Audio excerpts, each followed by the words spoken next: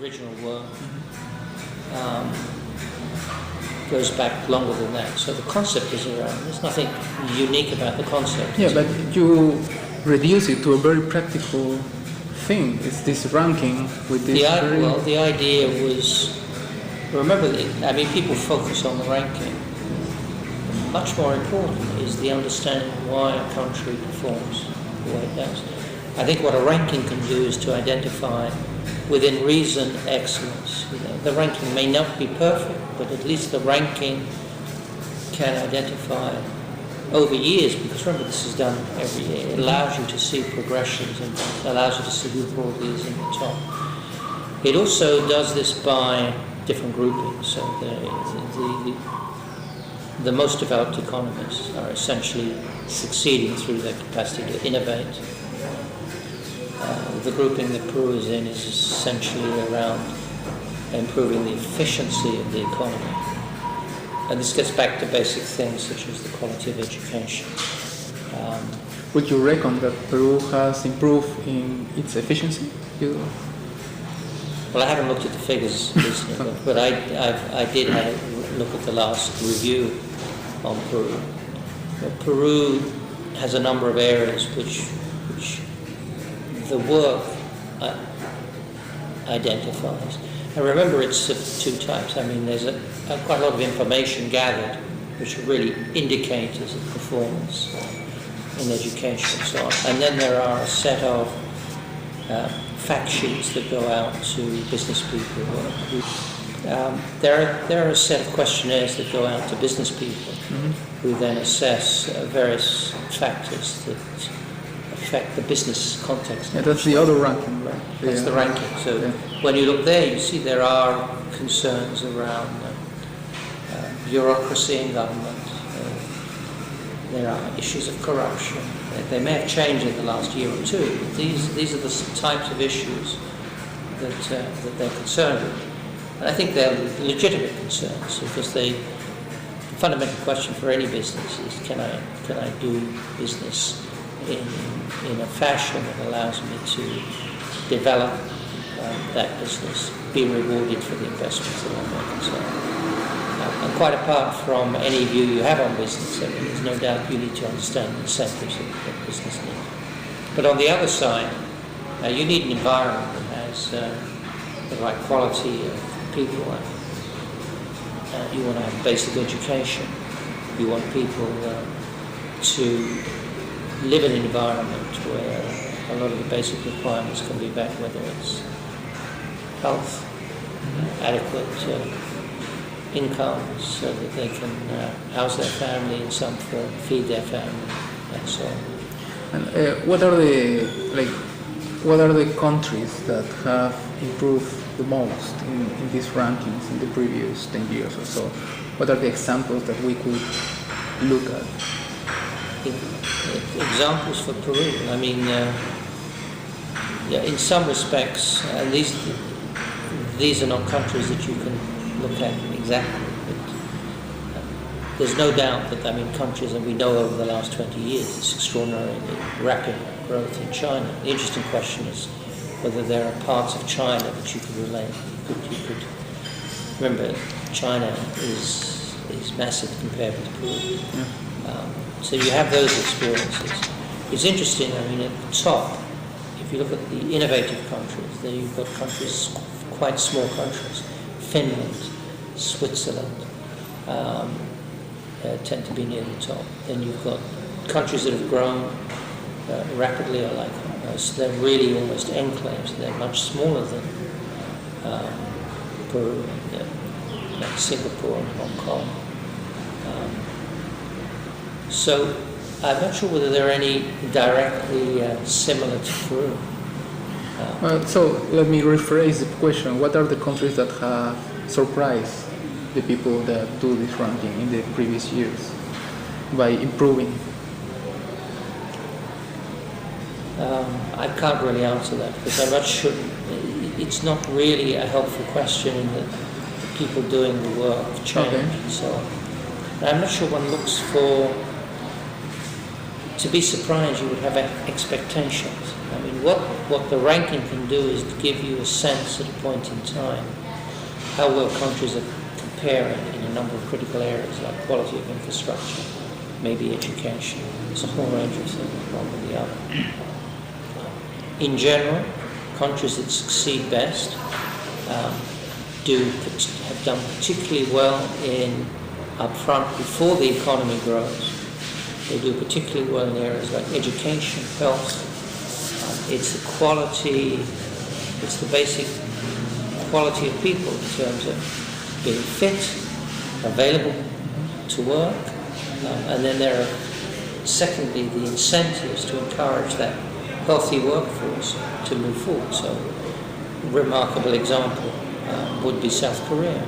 South Korea. South Korea is a country that, if you go back 40 years, people would say would have very little opportunity to be anything other than an agricultural economy.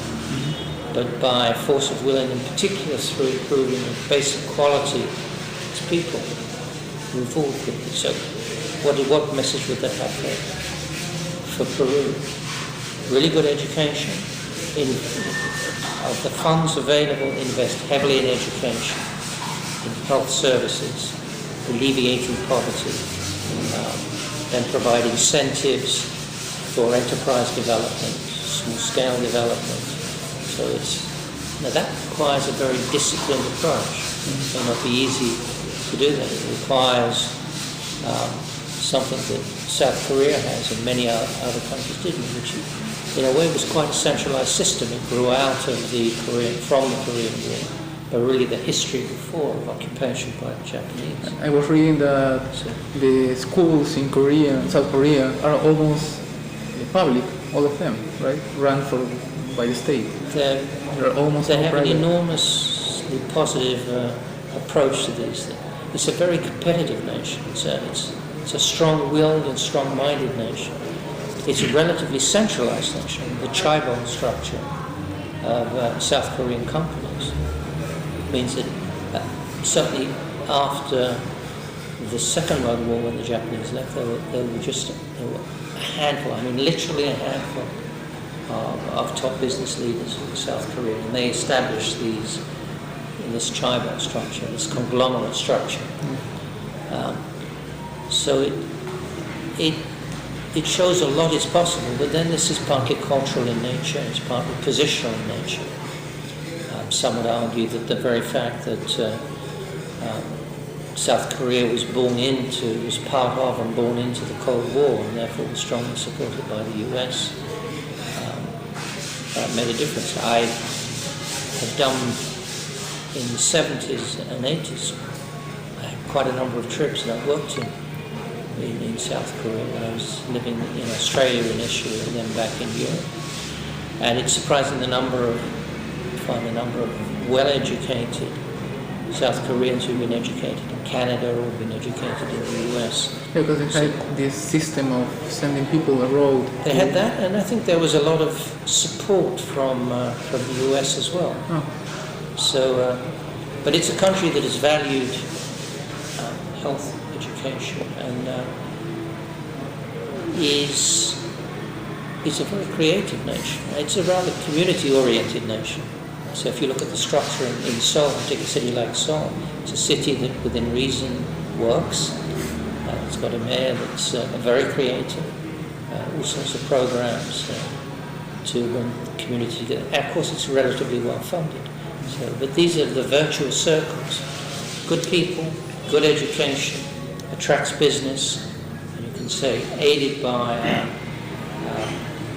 positive incentive for business, a responsible business, all of which partly trains its people as well. So you get this healthily trained, productive, creative people who provide the basis for developing the economy. And one that it then becomes very competitive. You're talking about a system, but you are not talking about how much of this system is run by the state or how much is run by the private sector.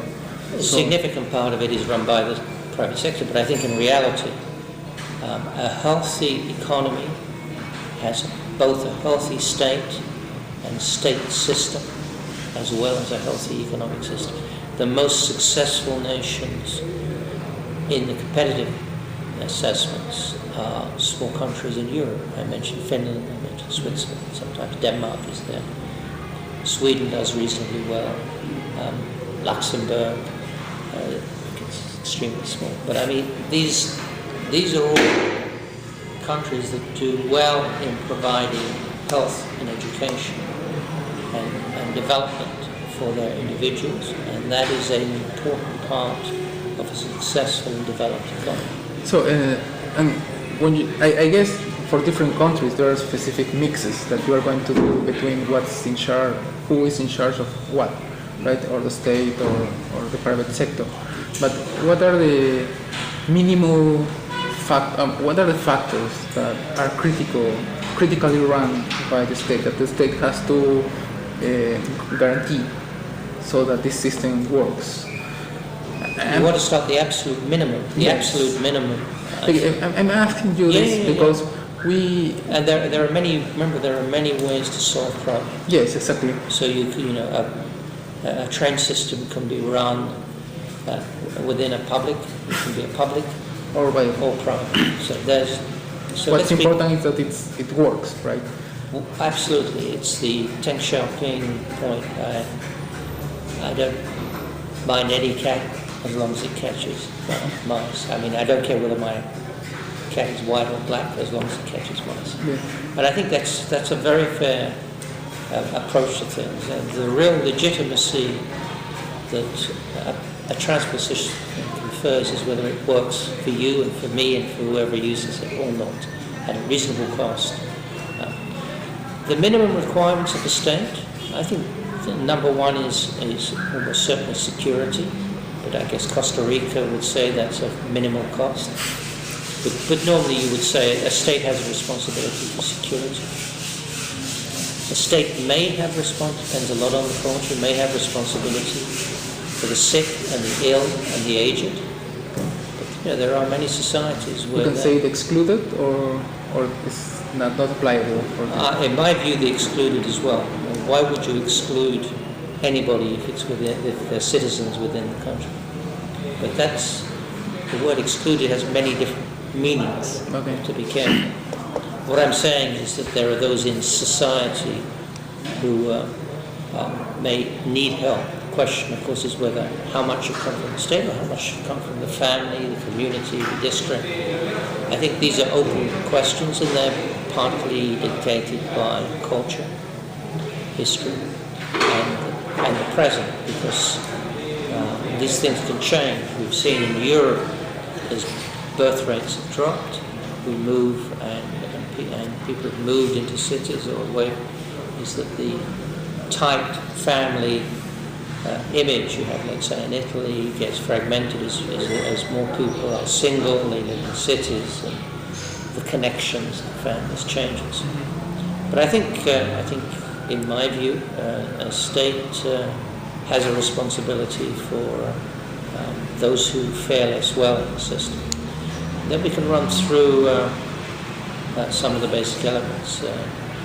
By definition, it probably has to have a tax gathering budget, foreign affairs arm, so there are a number of different elements where the state, I think, is acting both as the representative of its people in relation to those outside, and it is also has it has a role as an arbiter when it comes to budgets and allocation of funds out into the country.